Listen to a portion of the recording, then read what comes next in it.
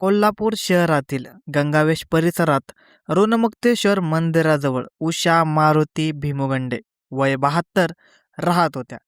त्या येथे स्वतःच्या फ्लॅटमध्ये पती मारुती भिवगंडे यांच्यासोबत राहत होत्या.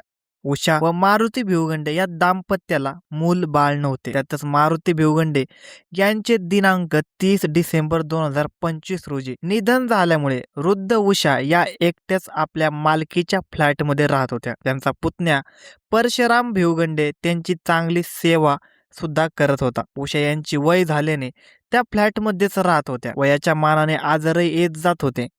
त्या सध्या थोड्या आजारी होत्या, म्हणून पुतण्या परशुराम त्यांना औषध देऊन काय पाहिजे नको ते आणून देत असे. रविवार दिनांक 15 फेब्रुवारी 2026 रोजी उषा आजारी आहेत म्हणून रात्रीच ते त्यांना औषध वगैरे देऊन गेले होते. परशुराम यांनी उषा यांची तब्येत कशी आहे म्हणून चौकशीसाठी मोबाईलवर कॉल केला, परंतु त्यांना कोणताच प्रतिसाद दिला गेला नाही. बराच वेळ कॉल देऊनही प्रतिसाद मिळत नाही म्हटल्यावर चिंतेतून शेजाऱ्यांना फोन करून घरात चौकशी करण्यास सांगितले. शेजाऱ्याने फ्लॅटमध्ये जाऊन पाहिले तेव्हा उषा बेडरूम मध्ये बेशुद्ध अवस्थेत आढळल्याचे शेजाऱ्यांनी सांगताच परशुराम आपले काम सोडून उषा यांच्या फ्लॅटमध्ये आले.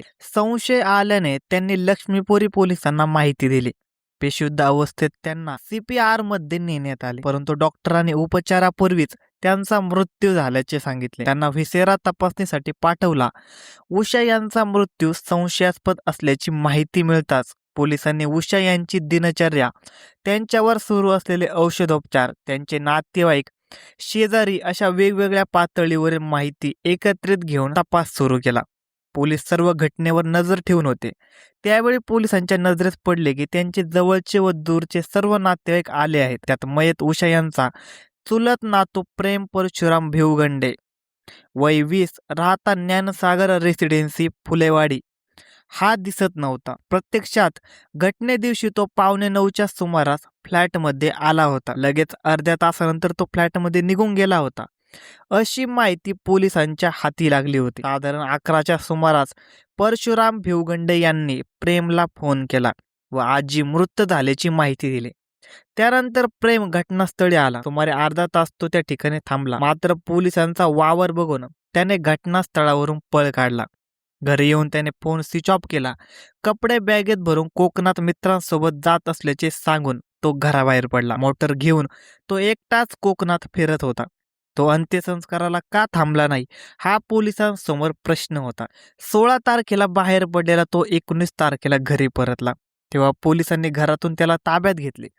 त्याची प्राथमिक चौकशी केली असता त्याने सुरुवातीला उडवाउडवीची उत्तर दिली, परंतु विश्वासात घेऊन चौकशी केली असता प्रेमने महाविद्यालयीन शिक्षणापासून चैनीची सवय लावल्याचे सांगितले. चैनीसाठी पैसे कमी पडल्याने त्याने वडील मातृभावनेने सेवा करत असल्यास चुलत आजीच्या अंगावरील दागिन्यांची चोरी करण्यासाठी खून केल्याची कबुली दिली. तसेच सोन्याच्या कामात वापरण्यात येणाऱ्या विषारी केमिकलचा वापर करून खून केल्याचे सांगितले. सकाळी आजीच्या फ्लॅटवर जाऊन आजीसाठी गरमागरम चहा बनवला. त्यात ते केमिकल टाकून चहा आजीला प्यायला दिला. चहा पिताच आजीला दरदरून घाम सुटला. केमिकल अतिविषारी असल्याचे लगेचच शरीर थंड पडत गेले. त्या बेडवर बेशुद्ध पडल्या. थोडा वेळ थांबून प्रेमने आजी मयत झाल्याची खात्री करून घेतली. त्यानंतर त्यांनी उषा यांच्या दोन्ही हातातील सोन्याच्या 6 पाटल्या, गळ्यातील सोन्याच्या 2 चेन, उजव्या कानातील फूल असे एकंदरीत 10 तोळे सोने घेऊन पळ काढला. आजीचा खून केल्यानंतर प्रेम दुचाकीवरून विद्यापीठात गेला. तेथे जाऊन तो काही मित्रमैत्रिणींना भेटला.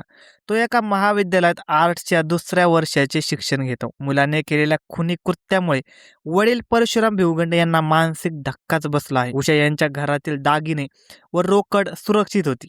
त्यांच्या अंगावरही कुठेच जखम नव्हती.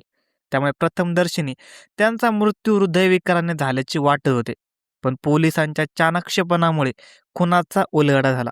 धन्यवाद मित्रांनो. अशाच नवनवीन मराठी क्राईम स्टोरीज ऐकण्यासाठी आजच आपला यूट्यूब चॅनल क्राईम कट्टाला सबस्क्राईब करा आणि या घटनेबद्दल तुमचे काय मत आहे हे आम्हाला कमेंट सेक्शनमध्ये नक्की कळवा.